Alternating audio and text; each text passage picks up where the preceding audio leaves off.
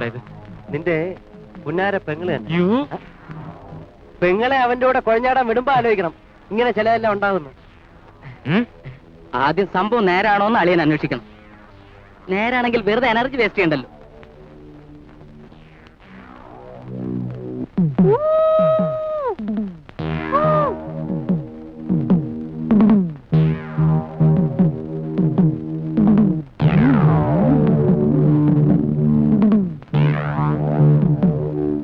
ചേട്ടാ, ഇതിലക്കം സ്പോർട്സ് ഹെറാൾഡിൽ ചേട്ടന്റെ ഫോട്ടോ ഉണ്ട്.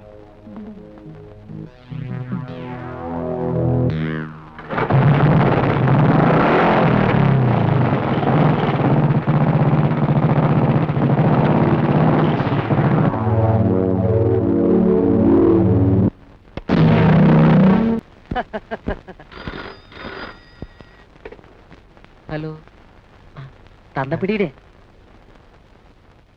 Lal here. Good evening daddy.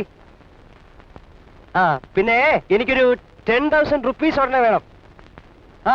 Telephonic transfer ആയിട്ട് അയച്ചാൽ മതി. Okay daddy, thank you, good night. തന്തപ്പടി നല്ല ഫിറ്റില. അപ്പൊ മോനിങ്ങനെ പച്ചയായിട്ടിരിക്കാൻ പാടില്ല. നിനക്ക് കുടിക്കണം അല്ലേ? കിട്ടിയാൽ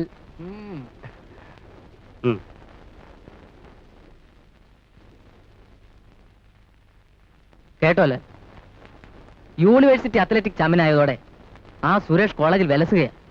എങ്ങളെ ആ ശ്യാമിനെ കെട്ടിക്കൊടുക്കാൻ തീരുമാനിക്കുകയും ചെയ്തു. പിന്നെ അവന് വിലസിക്കൂടെ?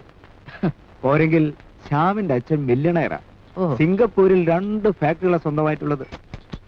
എങ്കിലും ലാലിന്റെ അത്ര വരുമോ?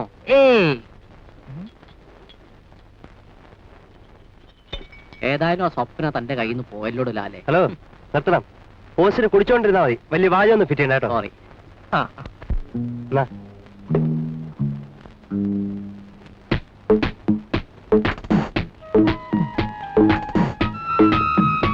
ക്ലാസ് ഇല്ലേ?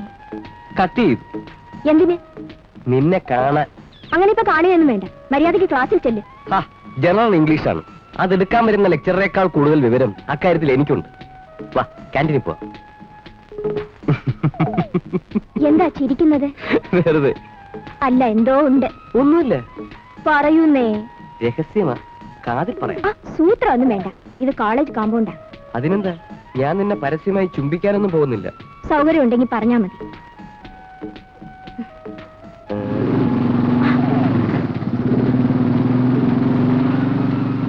അയ്യോ, ഞാൻ പേടിച്ചു പോയി.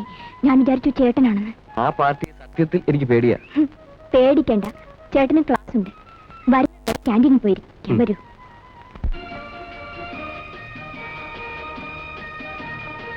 രണ്ടാളും ഒരുപോലെ ഇരിക്കുന്നു. സിനിമയിലെ ഇങ്ങനെ കണ്ടിട്ടുള്ളൂ. സ്വഭാവത്തിലും രണ്ടാളും ഒരുപോലെയാണെന്നാ കേട്ടിട്ടുള്ളത്. മൂക്കത്തായിരുന്നു സ്വപ്നയുടെ അച്ഛന് ദേഷ്യം.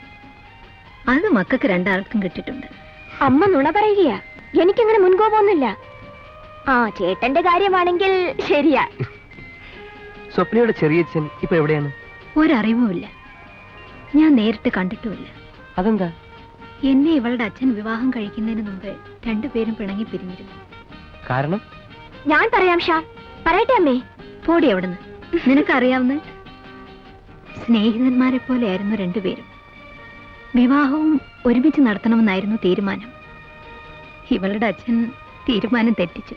ഡാഡി കയറി അമ്മയെ ലവ് ചെയ്ത് കല്യാണം കഴിച്ചു, ചെറിയച്ഛനെ അറിയിക്കാതെ. അതെ, അത് തന്നെയാ ഉണ്ടായത്. ചേട്ടനും അനിയനും തമ്മിൽ തെറ്റി. അനിയൻ വീട് വിട്ടിറങ്ങിപ്പോയി. ഒരിക്കൽ ഇവളുടെ അച്ഛൻ പറയുന്നത് കേട്ടു, തമിഴ്നാട്ടിൽ എവിടെയോ ഒരു ഫാക്ടറി നടത്തുന്നുണ്ടെന്ന്.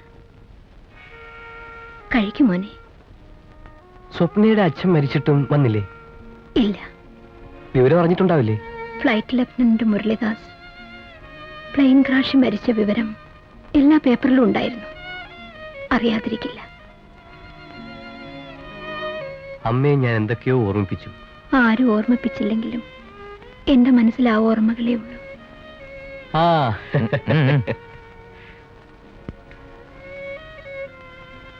എന്താടേ മണിയടിച്ച് കൂടുന്നുണ്ടല്ലോ? വീട്ടിൽ പോകേണ്ട ഉദ്ദേശമൊന്നുമില്ലേ? സുരേഷ് വന്നിട്ട് പോകാമെന്ന് കരുതി. വന്നില്ലേ? ഇനി പോണം. എന്നാ തൽക്കാലം ഞാൻ പോകുന്നില്ല.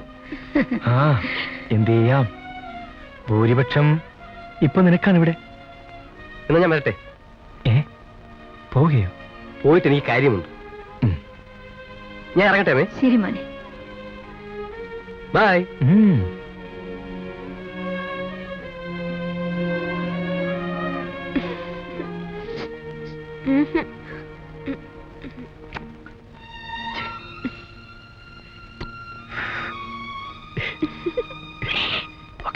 By bye by.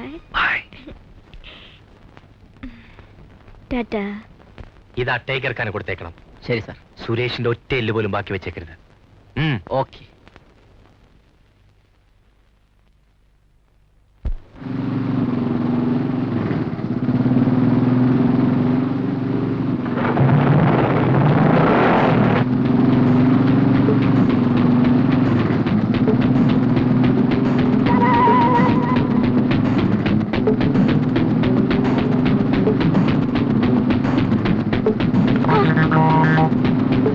ചേട്ടാ,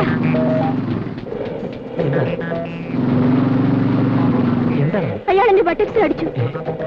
നീ ബസ്സിൽ വെക്കോ. വേണ്ട ചേട്ടാ. പറഞ്ഞ അനുസരിച്ചാ മതി.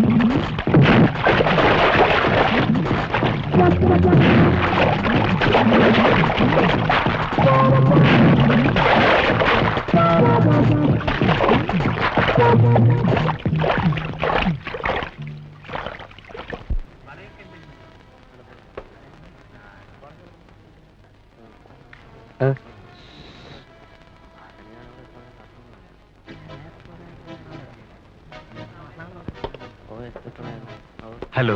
ഹലോ.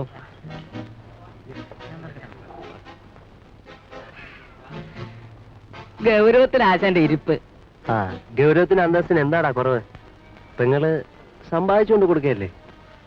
എടാ അലക്സേ, അസൂയപ്പെട്ടിട്ട് കാര്യമില്ലടാ. സുന്ദരിയായ പെങ്ങന്മാരുണ്ടാകാൻ ഭാഗ്യം വേണം. അതും പോരാ, അവളെയൊക്കെ പണക്കാര് പിള്ളേർക്ക് കൂട്ടിക്കൊടുക്കാനുള്ള തൊലിക്കട്ടിയും വേണം. വേണം. അമ്മയും മോശമില്ലടാ, അവരും കൂടി അറിഞ്ഞുകൊണ്ടാ പരിപാടി.